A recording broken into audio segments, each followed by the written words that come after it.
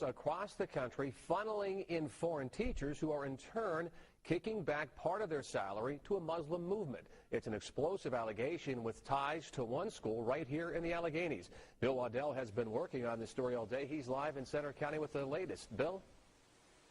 Tim, good evening to you. Those accusations were made in a story in the Philadelphia Inquirer, and it questions the practices, financing, and funding of a network of schools, and that includes the Young Scholars of Central PA right here in State College. Officials aren't commenting, but we talked with parents who have already pulled their kids from the classroom. A Center County charter school built on diversity and international language skills is now in the crosshairs of a national controversy. We liked that they were multicultural, but any group that is favoring certain people over other people, favoring less qualified people because of their race, that's when it's of concern. Ruth and Jeff Hawker eventually pulled their 4 children out of Young Scholars after they say certified local teachers were let go and replaced by Turkish teachers on temporary visas. If we would say, why are you hiring teachers who aren't certified? And they would respond with, we can't find anyone local anyone certified who's qualified.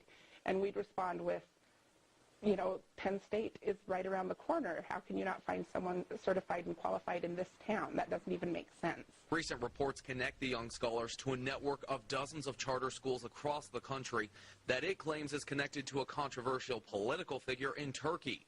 That report says there is no indication of links to terrorism or a religious agenda in any of the classrooms. We weren't concerned about their safety, but we certainly are concerned about the secrecy and where the money is being spent. The State Department of Education, the FBI, and the Young Scholars of Central Pennsylvania have not returned our calls for comment. Ahead at 6, we will break down that alleged allegations of a national charter school network linked to Turkey. There's a lot of parents talking tonight. Thanks for joining us. I'm Marty Radovani. And I'm Jen Johnson. The accusations coming from a Philadelphia newspaper are explosive, claiming that those charter schools are replacing local teachers with foreigners. Now, one of this charter schools mentioned is in Center County, and Bill Waddell is live there to explain the connection for us tonight. Bill?